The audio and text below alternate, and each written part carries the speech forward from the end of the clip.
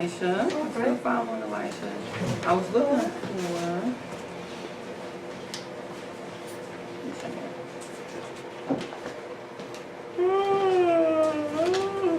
The page this time? I wanted to see if they had a picture of it. Oh, there it is.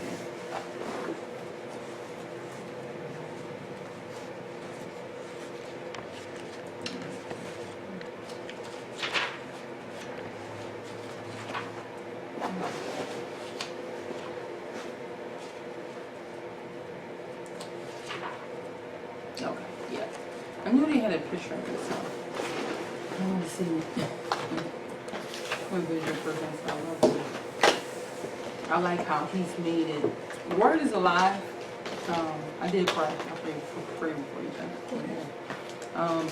The speaks aren't here tonight because Sister Speaks had a fall.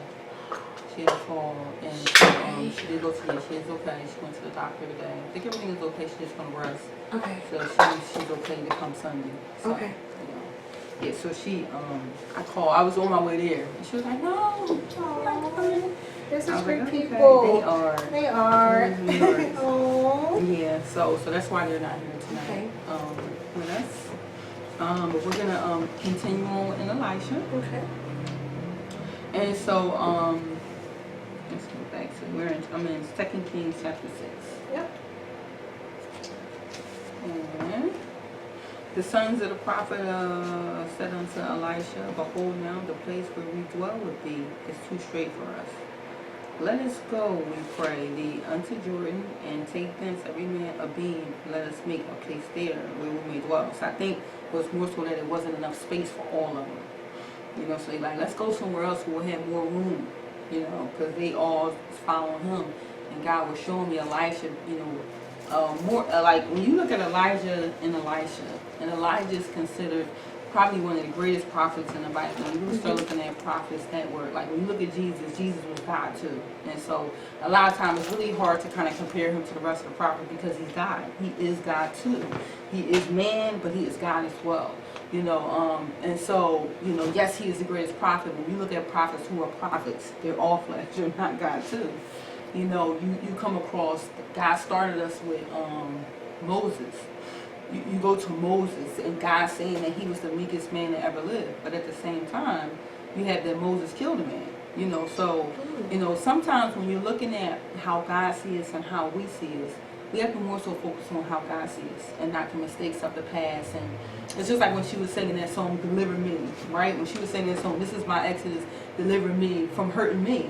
Because a lot of times we'll hurt ourselves by dwelling on who we was and the mistakes we make, and we'll live in that. And a lot of times it's hard to understand how powerful our mind is. Our mind will take hold of what we hold on to in our thought process, and it'll scope our whole life. It'll sculpt our life, and it'll lead our direction, and we'll be going in mistakes and this and doubt, and you know, we'll be walking in it instead of walking in who did God say I was, and what did God say, and looking to His Word that is alive to lead us and guide us and grow us in who He said we will be, and watch and spiritually how He's going to move in that. And a lot of times that's the direction our life is supposed to go in to get it to grow to be who He's calling us to be. As in the middle of who we are. Because a lot of times, you know, who we are might feel like I'm just a regular person, I got this regular job, I'm doing regular things. I'm just trying to make it. Yeah, I'm just trying to make it. Afloat. I'm just trying to stay afloat. But after a while, God says, I called you to a place. And we're going to be talking about that. Excuse me. We're going to be talking about that as we go into the new year. I want to begin to speak to everybody about where do you see your life and how do you plan on getting there. Because if you only dwell in, I'm staying afloat, and a lot of us tend to focus on that. Right. I'm just staying afloat, I'm staying afloat. That's why we always just stay afloat. We never decide I'm going higher, we never get higher. And God says, how can I honor something that you haven't told me you wanted and you're willing to work for to get to? And so until you focus on getting and being higher, I can't take you higher. God's not just going to come and pull us up. Why? Because it's a person you have to be to function at a higher level, and you have to be willing to be that person. You know, so it's the same thing with them. They're following Elisha. Elisha's carrying his ministry, And they're like, let's go so we can grow and go to deeper places. And so they wanted to kind of move abroad and go to where it was more room. But Elisha, the one thing that God was showing me was Elijah was a more private person. You know, when you look at him, that's why Elisha was saying, give me a double portion of the spirit. He understood who Elijah was because he walked with him. Elijah had a ministry, a connection, not a ministry, a connection in a relationship with God that nobody else had. This relationship, that relationship he had with God, that God would send chariots of fire to come pick him up and just take him out of it. Who does that? Mm-hmm. No one in the Bible had that kind of exit out the earth realm, out the realm of earth. Nobody left here alive and just exited on out. I think other than Enoch. But other than that, no, and the Bible don't really even tell you. They just tell you he walked off with God. So Enoch did too. But Elijah is made clear. Okay? God didn't leave you to wonder. And then when Jesus gets here, then Jesus, when Jesus is being transfigured and being prepared for the cross, who meets him on the Mount of Transfiguration? Moses and Elijah. You know, so this is the proof that he's not dead. So God wants some things that God wants us to understand. But when you get to Elisha, who comes in the stead, I'm not sure if you was here for that teaching, but when Elijah was going through their whole thing with Jezebel was threatening his life, no. Mm-hmm. Jezebel had threatened his life, and he had went through the whole thing, and he was in the mountain. He was calling on God, and God's like, "What are you doing here?" The one instruction that God gave him when he left the mountain was to prepare Elisha to take his place. And so when he comes upon Elisha, he just puts he takes his mantle off that he's with him. He puts it on him and says, let me go back. I don't remember exactly what he said, but just paraphrasing, he says, do the will of the Lord or something like that. What did he say, honey? Do you remember what he said? Let's go back to what he said. Just because we're talking about it. He said, let me go back. Now, of course, it's in my mind. But what he said. This app. Okay.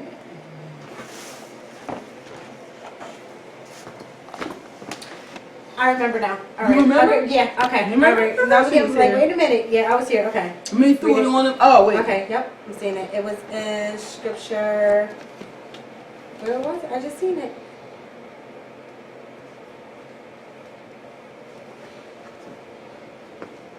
It might be in the first. In the first one, it was Jezebel. Was it Jezebel's plan? It might be at the end. It was after Jezebel.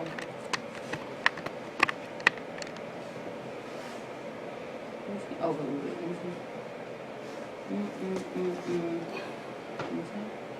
I think it's in, it might be in 21. Elijah escapes from Jezebel, 19. It should be Elijah meets Elisha. Okay. It will be their encounter. Okay. So,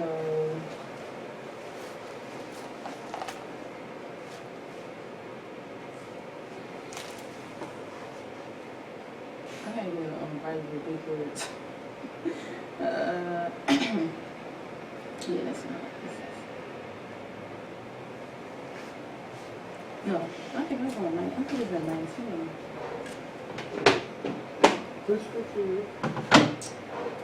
Elijah follows Elijah.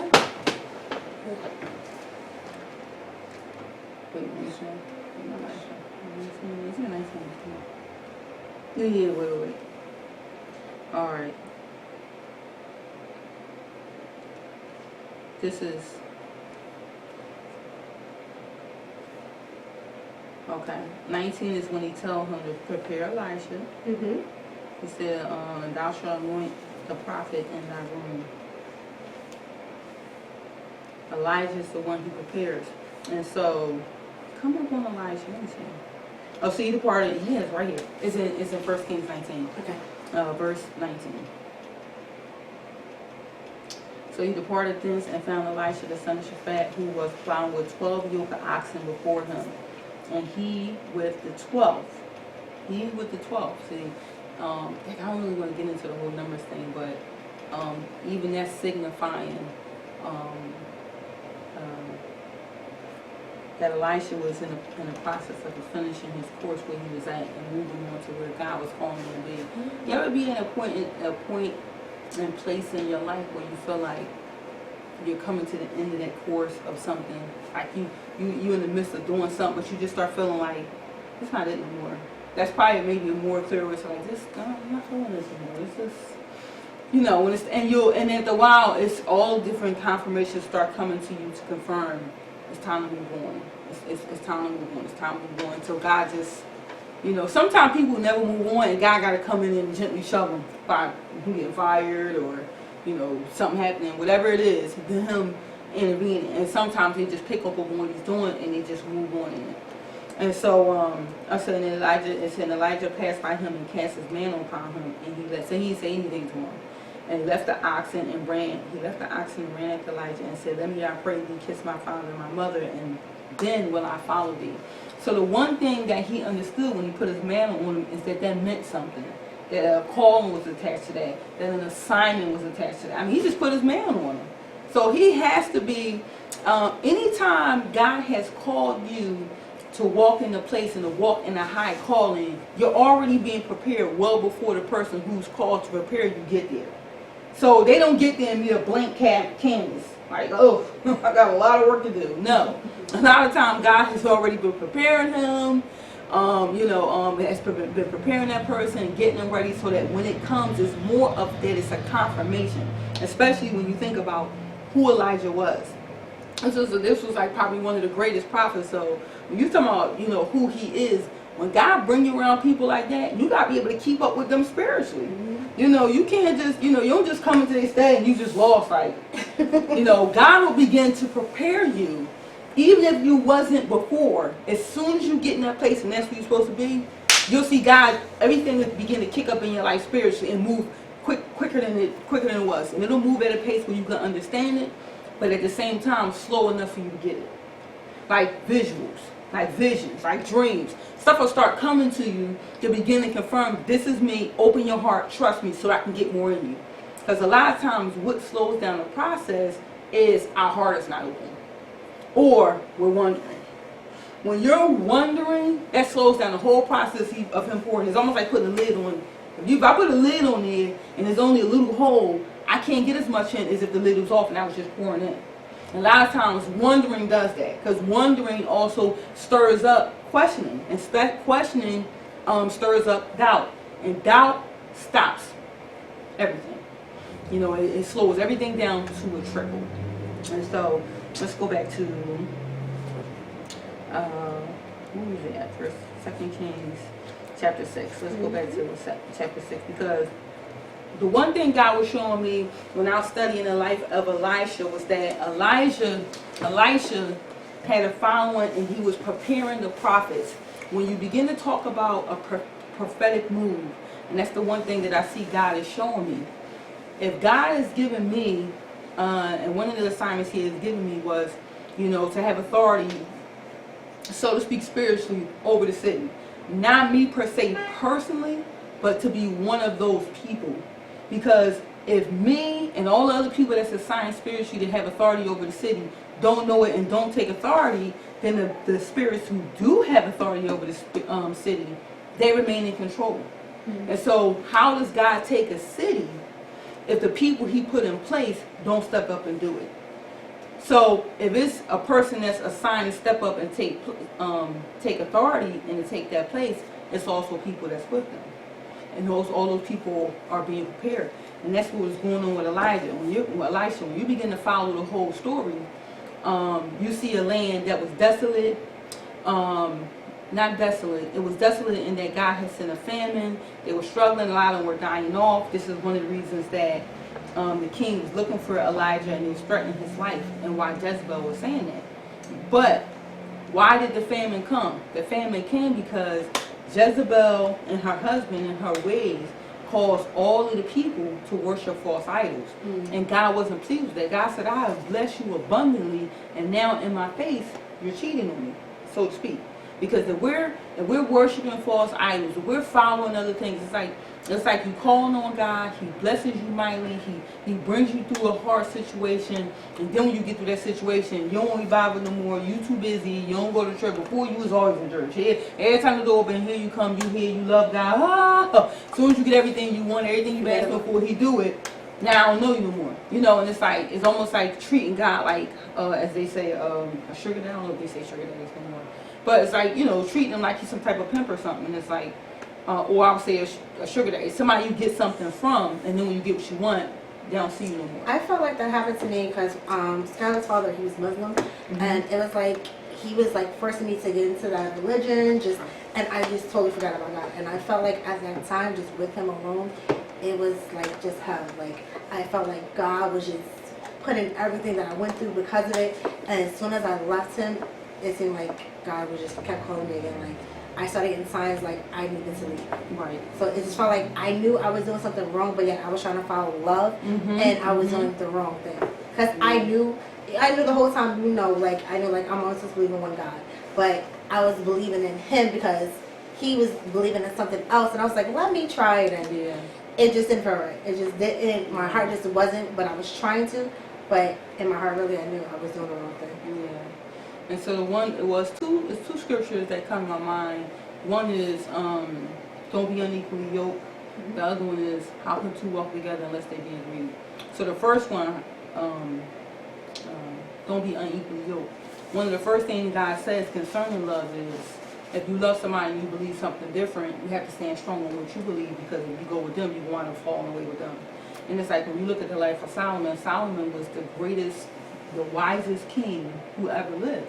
But when his wives came in with all their gods. He was marrying to he started I don't want to say peace treaties, but he was like marrying into the different kings. He was building unions with different kings and stuff, and that's what they did. That was a common thing to do that. But when he was bringing in their brides, they was bringing all their gods in. So you look up, and as he got older, God had given him wisdom, and he was a wise king for a long time. But as he got older, that began to overtake the kingdom. All that, and as his wives brought in their gods and all that, that caused the other people. That was the start of some of the idolatry with the people. You begin to follow Israel. When you follow Israel, you can pretty much understand God's love, because you see God constantly pursuing the people. I mean, relentlessly pursuing them for their love, pursuing them for a relationship and to be with them, and you constantly see them going in the opposite direction. And so it kind of teaches us to, keep our hearts towards God and to understand how strong spiritual distractions could be. This was the people that was committed to God and loved God, but yet they was constantly distracted and pulled away. And so all of us can easily be pulled away from God. And so it takes an intentional effort to stay with Him, to be on top of that, to be on top of what does come, what come through my phone, and how much time I'm holding my phone, and what's on my phone I'm holding, and am I playing the game too? You have to repent, because those things, what has our attention has our worship. What has our attention has our worship. So a lot of times, this is something that has our attention all the time, other than God, He begins to pay attention to that. If I'm playing this is a little game I play. If I'm playing that game too long, He'll start saying, He'll start talking to me like, you should be studying.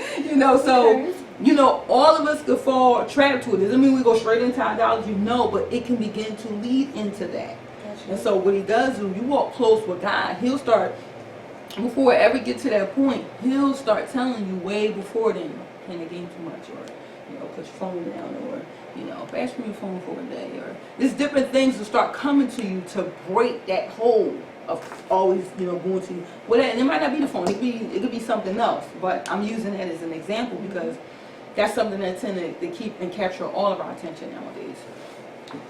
And so back to Elisha, and we go back in 2 Kings chapter 6. So we used to go back to Elisha.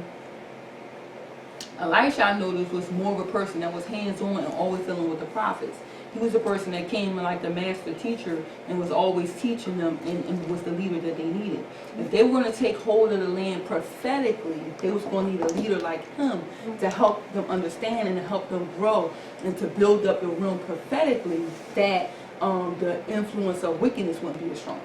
So it says, let us go, we pray thee, unto Jordan, and take thence every man a beam, and let us make a place there where we may dwell. And he answered, go ye. And one said, be content, I pray thee, and go with thy servants. And he answered, I will go. So he went with them, and when they came to Jordan, they cut down the wood, but as one was felling a beam, the axe head fell into the water, and he cried and said, alas, master, for it was borrowed, it wasn't mine. And the man of God said, where fell it? What's his name? Okay. And he showed him the place, and he cut down a stick and cast it thither, and the iron did swim. And you know iron, that goes against all the laws and our logic and our reasoning. We know that iron does not swim. Because iron sinks. You know, iron doesn't swim. And so therefore it said, he take it up to thee, and he put out his hand and took it. And then the king of Syria warred against Israel, and took counsel with his servants, saying, in such and such place shall be my camp. And the man of God sent unto the king of Israel, saying, beware that thou pass not such a place, for thither the Syrians are come down. And the king of Israel sent to the place which the man of God told him and warned him of, and saved himself there, not once nor twice. Therefore the heart of the king was, so more than once he was able to escape the king of Assyria's hands. They was able to escape their attack because God is sending instruction to the man of God. He's sending instruction to the king. You know, he's sending instruction against the king. So therefore the heart of the king was sore trouble for this thing, and he called his servant and said unto them, will ye not show me which of us is for the king of Israel? And that's why it was important that the king of Israel and king of Judah, that they was walking with God, that God protection might be with them. Because if you're worshiping other gods, remember when the three kings came together. Remember what Elisha said, if it wasn't for Jehoshaphat, I wouldn't be telling you anything, because I know you worship us. Like the prophets, it wasn't scared of the kings, and the king is the king. King can take your head at any time, you know. But the prophets understood their authority and who they was. I know that my whole life is appointed to serve God and to hear from God and to give you the word for the land and for the people. And so if they doing something wicked, the prophets dealt with them. You know, if they came to them for a word, they gave them what thus saith the Lord. They didn't just disrespect them, but they were telling what God said. And sometimes it might cost them their life. You know, so it's, you know, we have to be bold. The Bible says, be bold as lions, and that we would, tell people what God said. You know, and it's not always easy to tell people what God said. You know, and, you get to that place where God's telling you, to talk to people and tell people what he's saying. You might not always have a pleasant word for people, but if it's what he's saying, you want to tell them, because that might be the very thing to save their life. And a lot of times that's what you got to have in your mind. Would this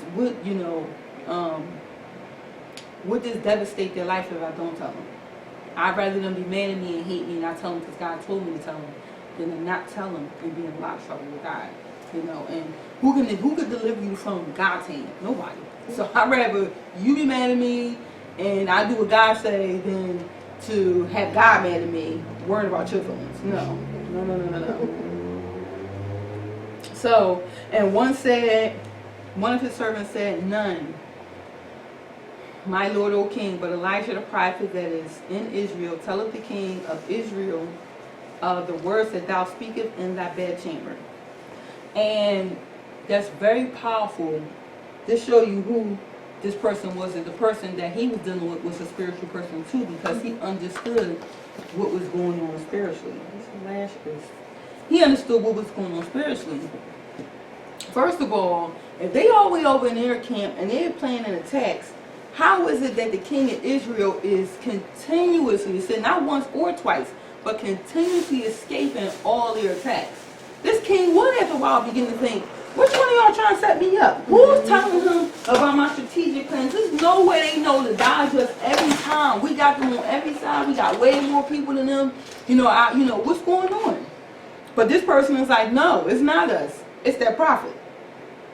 The prophet is telling them what's going on. The prophet of Israel, the prophet, God's prophet is telling them what's going on. And he said, go and spy where he is, that I may send and fetch him. And it was told him, saying, behold, he is in Dothan. Therefore sent he thither horses and chariots and a great host, and they came by night and compassed the city about. So they surrounded the whole city where he was at. As I told you, this king was something, and so was his army. That's why he was that's why he was questioning what's going on. How would they be able to escape us all these many times? The Bible says, and God says, if I be for you, it's more than the whole world against you. I don't care who is against you. If I'm for you, that's all that matters. You know, so, and when the servant of the man of God was risen early and gone forth, behold, the host compassed the city both with horses and chariots, and his servant said unto him, alas, my master, how shall we do? What are we going to do? And he answered, and this goes back to being connected with God and walking in a place with God that you can see what others can't see. And of course, it takes a lot. That's why I wanted to open this book, because I knew this book had like a nice little visual. So it says, and he answered, fear not, for they that be with us are more than they that be with them. And Elisha prayed and said, Lord, I pray thee, open his eyes that he may see. Because when the servant came out from the place where they were staying, when he came out, what he seen was that the whole city where they was at was surrounded. He seen the king of Syria's army surrounded. That's what he seen. That's all he seen. He was like, what are we going to do? We're surrounded. When Elisha came out, Elisha, guess what? If God is sending a word to stop you from attacking me, do you think I'm not surrounded? Just like if you can surround me, you don't think God surrounds you? Mm-hmm. And that's what the scripture is showing. He said, open his eyes that he may see. And the Lord opened the eyes of the young man, and he saw, and behold, the mountain was full of horses and chariots of what? Fire. Because what anointing did he inherit? The anointing of fire. The same one that Elijah had on his life. When you look at Elijah's life, he had an anointing of fire, a ministry of fire with him. When he was functioning with fire. When he called, when you weren't here for that part. But when he called down he had built up the altar, and he drenched it with water and drenched it with water 4 times. Ooh. And he said the God that answers with fire. God answered him with fire. Every time Elijah called on him, every time Elijah was in trouble, every time Elijah feared something, God answered with fire. When God came to get him, what were the chariots made of? Fire. Oh. Fire. And same thing. He said the horse was full of fire. Can you imagine where our heart need to be? That God could show us those things and we not be afraid? We not be scared to death? I mean, I never seen fire, no. Yeah, I ain't never seen a chariot of fire, but see, the only fire we know is the fire that consumes everything. Mm-hmm. That burns everything up, that devastates, that destroys everything. So sometimes it's hard to really fathom the heavenly things. Right. But God's calling us to walk in a place and walk with him in rooms that are beyond what we know, because if we're called to function in those rooms and have authority in those rooms, we must understand how he operates and how he functions in those rooms. Mm-hmm. And this is what Elisha understood. So he's not calling us to do something that's not already here. That's not being known to everybody. So, and when they came down to him, it is something what he does next. And when they came down to him, Elisha prayed unto the Lord and said, smite ye this people, I pray thee, with blindness. And he smote them with blindness according to the word of Elisha. And Elisha said unto them, this is not the way, neither is this the city. Follow me, and I will bring you to the man whom ye seek. But he led them to Samaria. And it came to pass, and isn't that something, that as they went near to surround him and see where he was at, look what happened to them. They got surrounded, and he was struck with blindness. God took their sight from them for a minute, and then they had to rely on the very person he was coming to attack. He had to lead them out. And sometimes when we're being attacked, sometimes it's good to just focus on what God is doing and not even let it get to us. Why? Because you might be the very tool that God used to bring them out of the mess that they're in. And that's why we can't take things personally. We can't take personal when people are attacking us and coming against us. We gotta stay with God. Am I saying that's a challenge? That's not a challenge. It's a challenge. It's hard. It's hard to, but when you stay steadfast on what God is doing, and that's where the challenge gets easier. If I can stay steadfast on what God is doing, and if I'm calling and pointing to lead people out of situations, that they believe I let them in, God's going to give me to see and give me to know about their situation what they don't know that I'll understand. Because God will tell you why they're attacking you, why they hurt, what they're going through, what they've been through, where you're trying to get them, why they're attacking you, what they thought, how they got mixed up. He'll give you every intricate part that you won't even feel the same way. It's almost like a mother. You'll see, your heart will be different about it because you're able to see it the way he does. And so you're not just seeing, they attacked me, and it's that you're not just seeing two sides. You're seeing every side. So,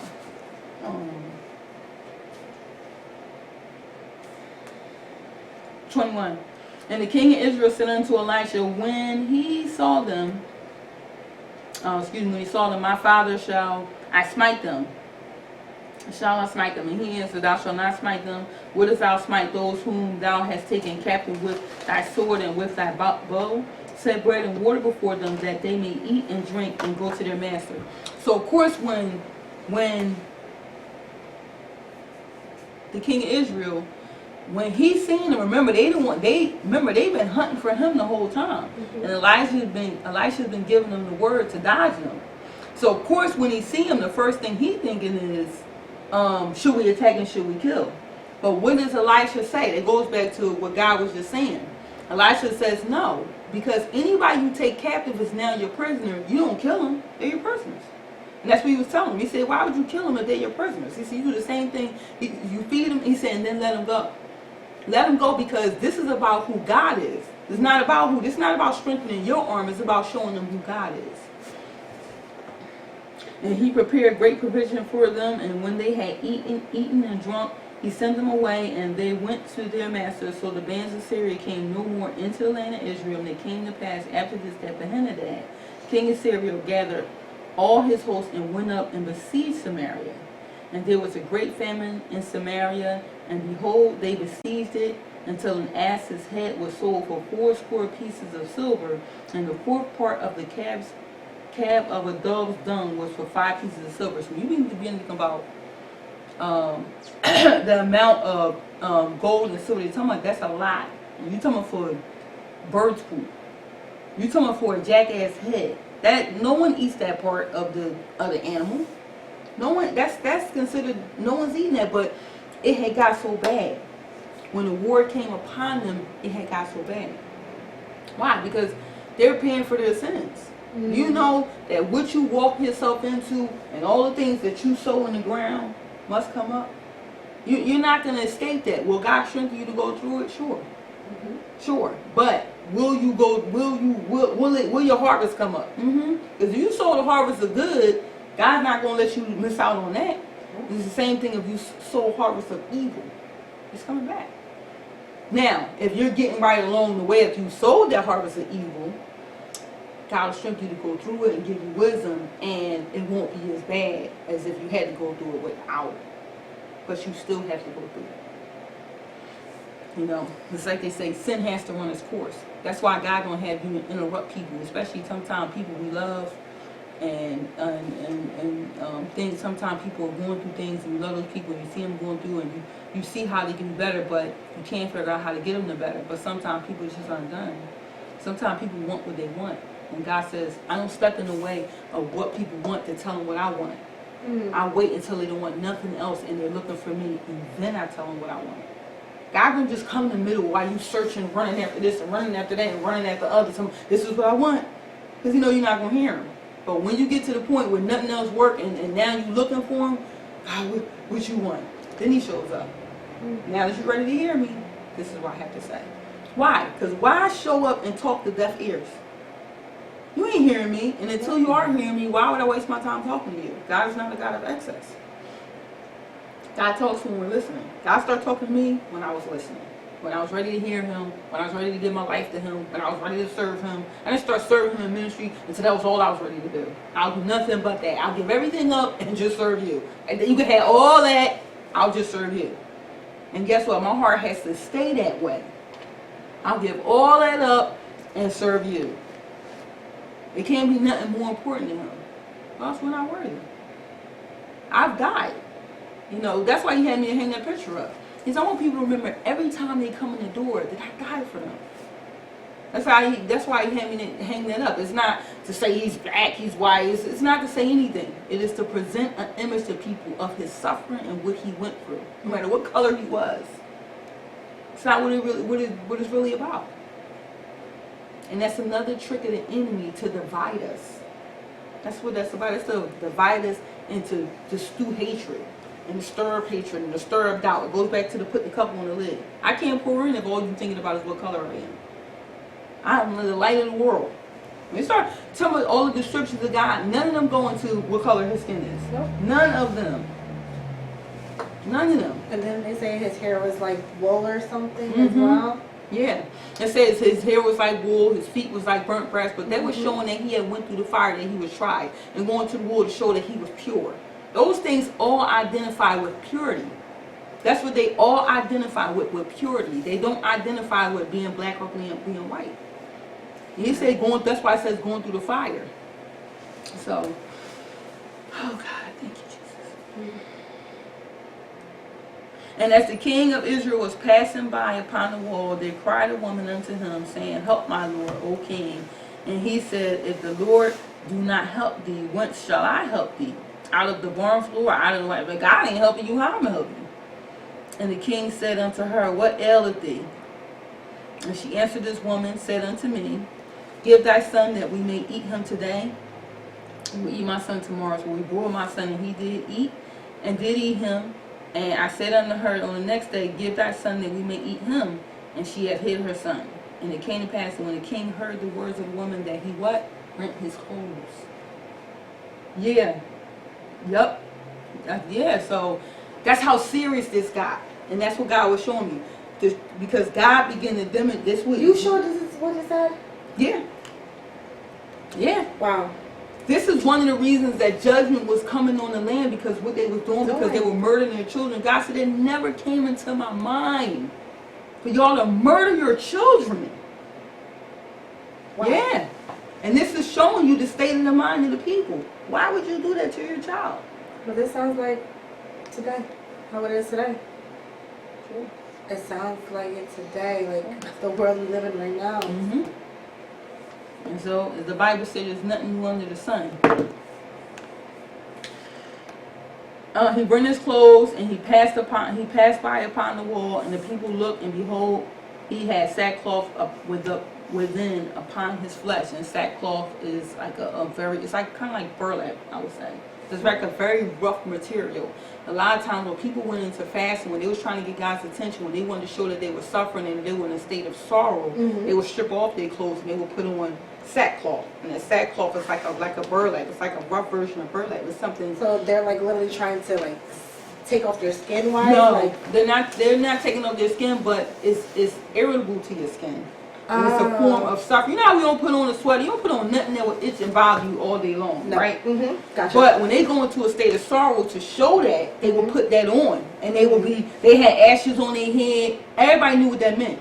That state of sorrow, they knew that. When they seen sackcloth, when they seen ashes, they knew this person was in a state of fasting. They was in heavy sorrow, and they was crying out to God. They was trying to get his attention. That's what it meant. Gotcha. You know, and so it's like, I don't have on, this was the king, I don't have on fancy clothes. I don't have on clothes of comfort. I'm in sorrow. I'm suffering. I'm wrong. Whatever it is.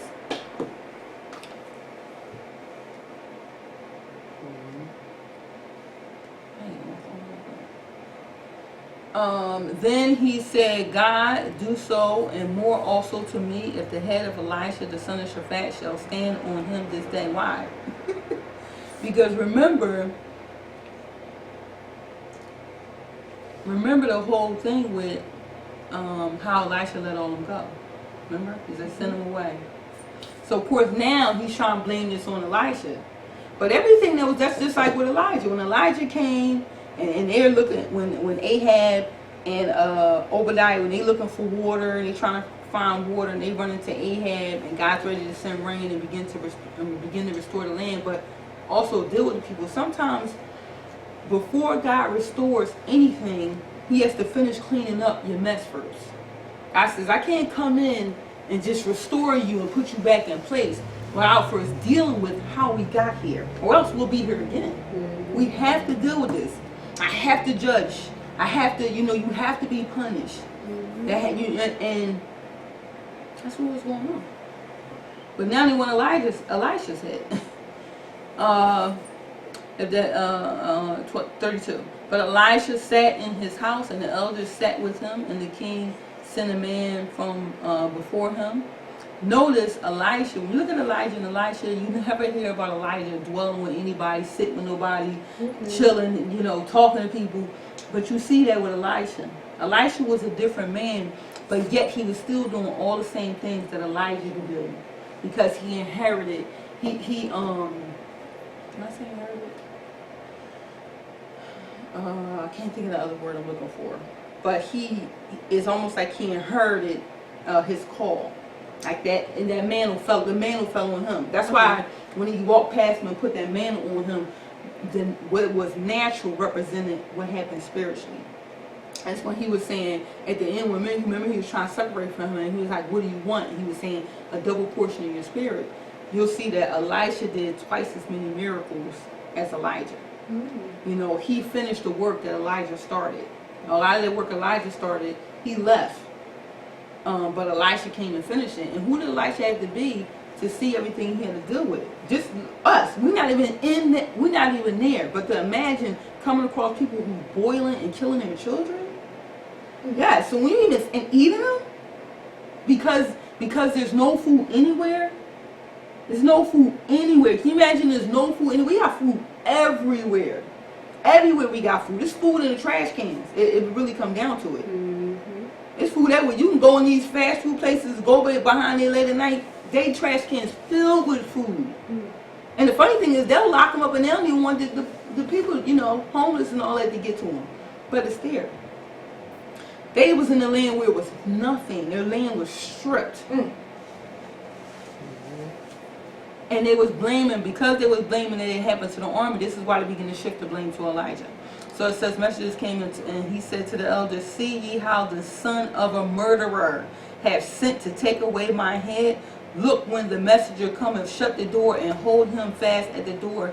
Is not the sound of his master's feet behind him? And while he yet talked with him, behold, the messenger came down unto him, and he said, behold, this evil is of the Lord.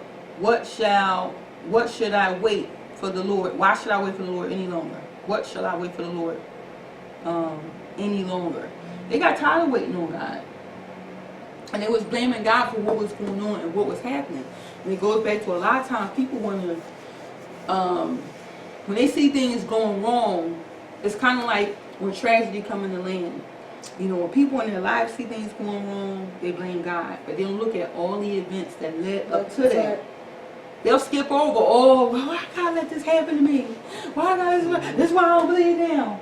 But it's like, let's go back about 2-3 months when, when we talking to you about God and you're not hearing it, you're not listening, you're not, let's visit that first before you get all the way to all the calamities that led up to this point. Perhaps God was trying to get you to avoid that if you'd have followed him, but you wasn't. So let's not blame God. When I get into different situations, I don't blame God. I can always look at all the stupid mistakes I made that led up to the foolishness that I'm dealing with now. I'll never think God is God's fault. And I'm not dumb like that. And I think sometimes, I'm not saying that people are dumb when they do that, but I'm saying sometimes people miss everything else. And it's like then when they get to their point of hopelessness, the one thing they was hoping for to work, it don't work because your hope wasn't sold in it the whole time. So for God to show up at the end to fix what's been broken the whole time, you would have had to been believing the whole time for him to show up at the end. You can't show up at the end if you wasn't never believing. I'm not saying he won't, but a lot of times in the midst of your calamity, he can't. I can't show up at the end if you never include me along the way. Now, when you get to the end, if you call on me, I can show up, but I can't stop everything that just happened because you didn't include me in that process. And this is kind of what's going on here. While they're blaming God for everything that happened, your actions show you wasn't trusting me. Everybody didn't go into fasting and crying out to God and putting on sackcloth, and they didn't go into repenting and calling on God to make a way for them. They went into their own methods. I'm gonna kill my child. You kill your child. That's not what God told them to do. I was saying that's not the way you will respond if you're in a situation. You don't just take matters into your own hands and then blame God. Because when he's seen that, he's looking at the state of what's going on, and he don't blame their actions and where they got that from, which wasn't from God. He blames God, and then he declares, "This is a state I never seen, and it's God's fault." And what was Elisha saying? Oh, now you gonna come for my head? He said, the son of a murderer. I'm trying to remember. Let me see something. It's not in there.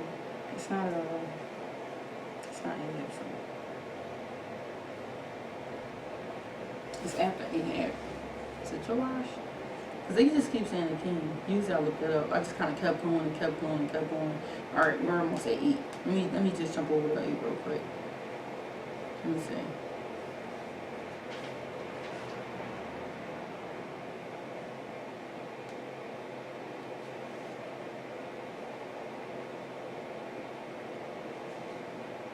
Jezebel. The son of Jezebel.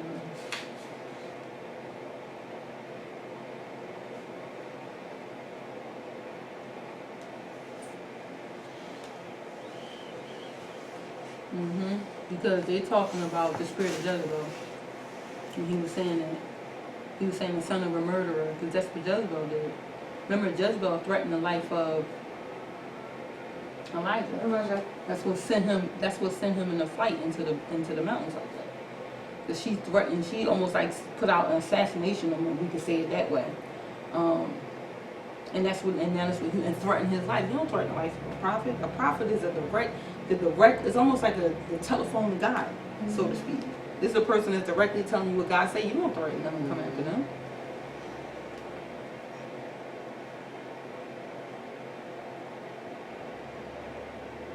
Okay, let's go to 8.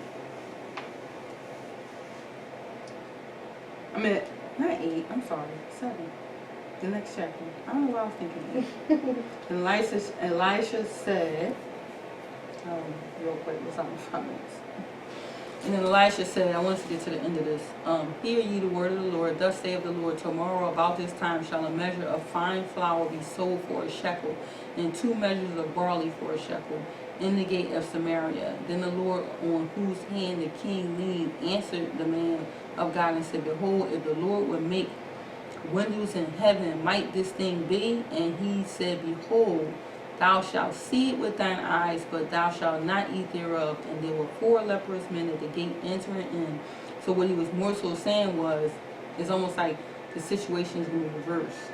And that's why the guy was questioning him, like, is God going to open the windows of heaven? Because right now ain't nothing new, ain't no flour nowhere. So how is it that flour is going to be sold, tomorrow about this time? And, Elijah's like, you going to see it, but you're not going to eat of it. You don't doubt. Look who Elisha is all this time. You don't doubt what he's saying. I don't care what the situation is. And that's why even at the end, where God shows up, if your faith is great enough to believe, he can go back and turn your whole situation of craziness around for his good and show everybody in your life that he is God. So we can't doubt God and just, so to speak, believe that in our turmoil and in our craziness and even in our turning our back on him, that he can't show up and save the day. Because he is God, he can. He can. But if we get to the point of questioning, because I don't want what I was saying to be misinterpreted, if we come to at our end and we're questioning him without no belief, he can't move. But if we get to our end in faith and trust and hope that he'll show up and save the day, he can. It's about what we believe about him. And that's why we gotta, be fixing our mind to, believe the right things about God. So, you know, and if nothing else, believing and knowing that He is God. And as much as we can fathom, you know, keeping Him in a state where He is God and He's not man. A lot of times people, you know, because, you know, if you don't have a whole history with God, it's hard to really, where you don't see signs and miracles and wonders, it's hard really to equate how powerful God is. Sure. And that's why, yeah, so a lot of times it's hard to be looking for those kind of things to show up in your life because, you know, we're just not used to that. We don't see it, we're not used to it, and so, you know, we tend to ask God for little things. Or we'll get outrageous in our ask and He say, I can't answer that because you're just not ready. You know, I want to give you 10 million, but it's good. You know, so I can't. You know, we always give me 10 million. I believe you. Give me 10 million. You're not ready. If I gave you 10 million, you would have to glorify me in your life with it, and you're not at that point where you can't. So I can't. Or whatever it is we would ask Him for. You know, I do. I get outrageous sometimes, but you know, He'll come and say, "You're not ready for it. You're not ready for that like that yet." So, you know. In the meantime, let's focus on this. So,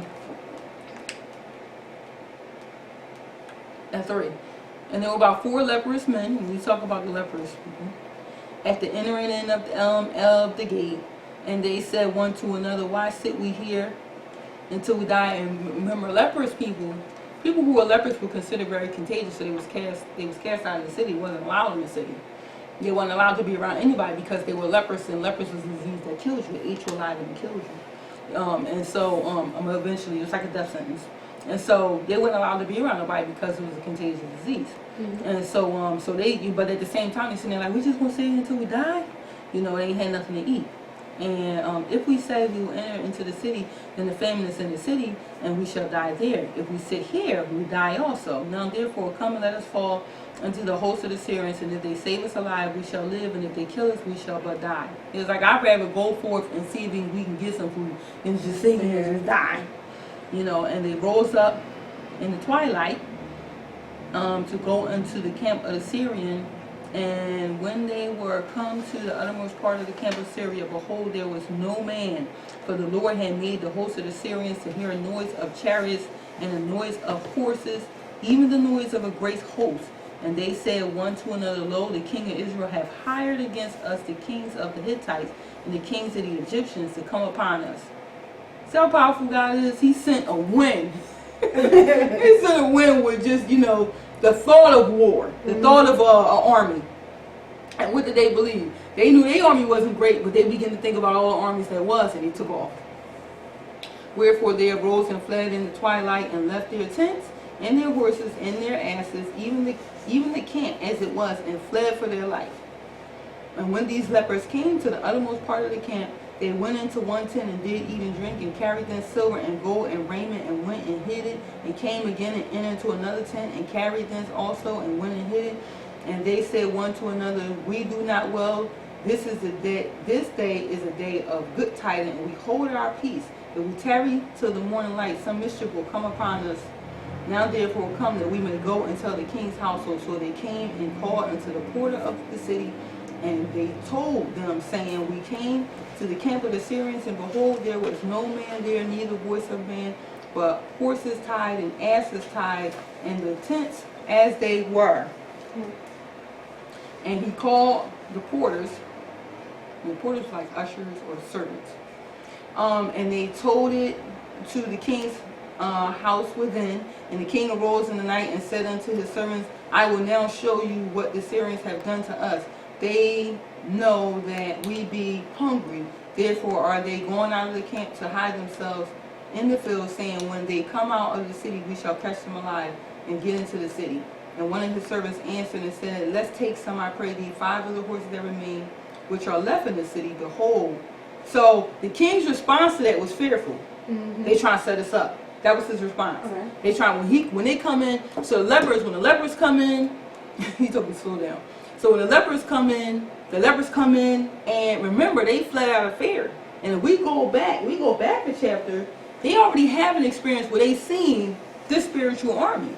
So it makes sense to me that they would flee for their lives like they did. That's what they did. They left everything. They were scared. You know, I don't care how much you have. If you're gonna lose all that and die, what does it really matter? You begin to rethink everything when your life is on the line, no matter how much somebody's offering you.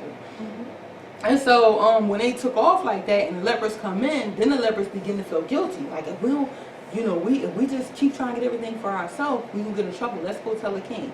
They go do that. Then the king said, they trying to set us up. They trying to set us up because look what the state of the land is in now. So of course his response is one of fear.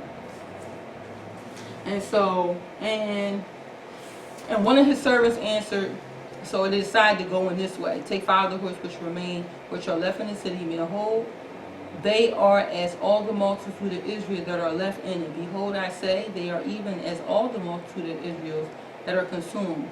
Let us send and see. They took therefore 2 chariot horses, and the king sent after the host of the Syrians, saying, go and see. And they went after them unto Jordan, and lo, all the way was full of the garments and vessels which the Syrians had cast away in their haste. And the messenger returned and told the king. So they was going to see if it was true.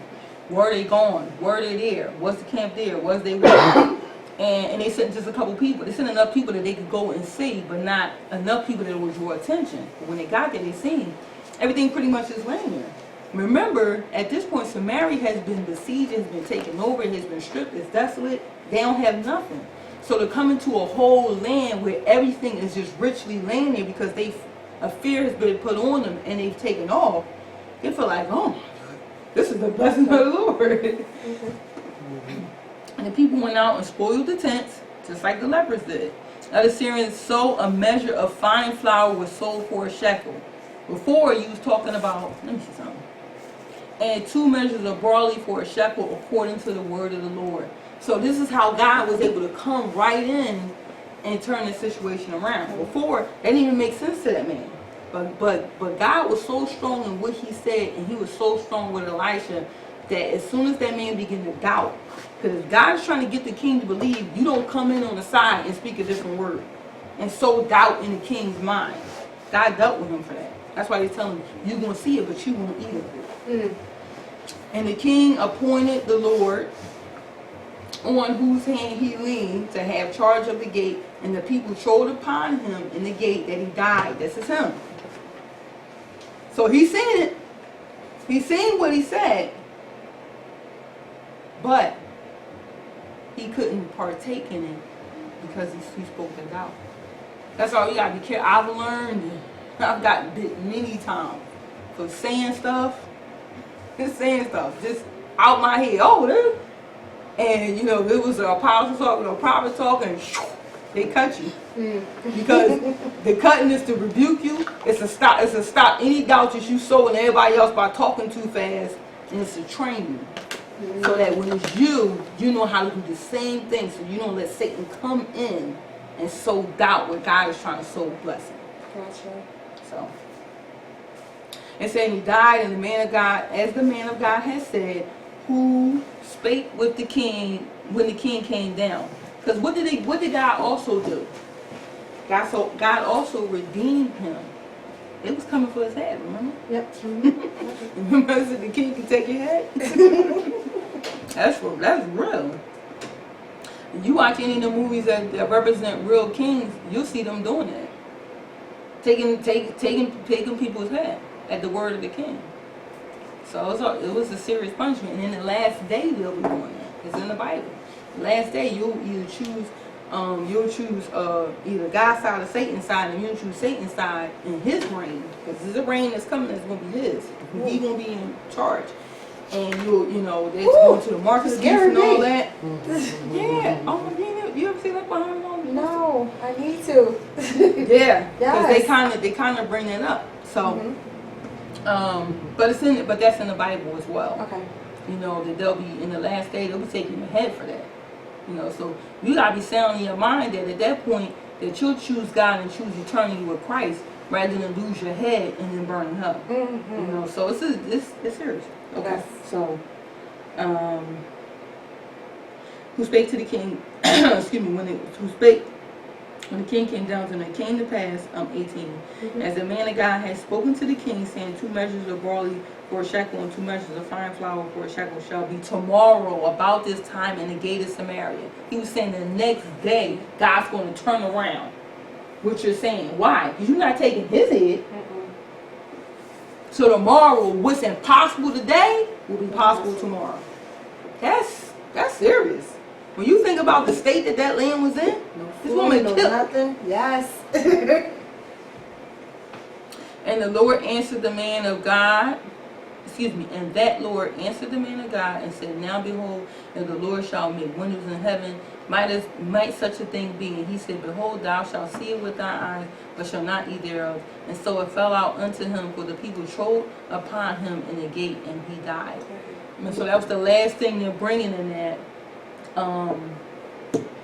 was that God did what he said he was going to do.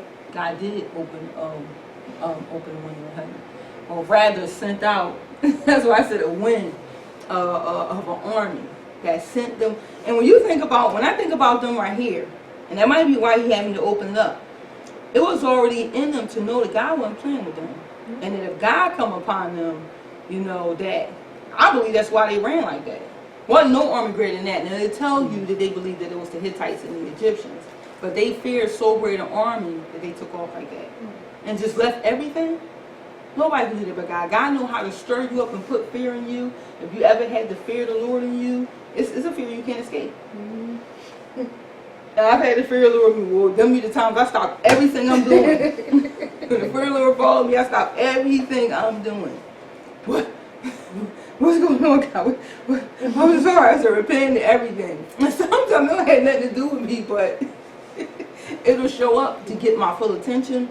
And then focus my mind on what I needed, whatever it is he needed me praying for, where my mind will be steadfast on that and just, be focused like it needed to be. Mm-hmm. So a lot of times the fear of the Lord, although it can be scary, is a good thing because it helps to sharpen focus. Mm-hmm. When you're dealing with God, he wants your focus to be sharp. Amen? So Amen. We're going to stop. Yeah, we're going to stop. It was good. We're going to stop there.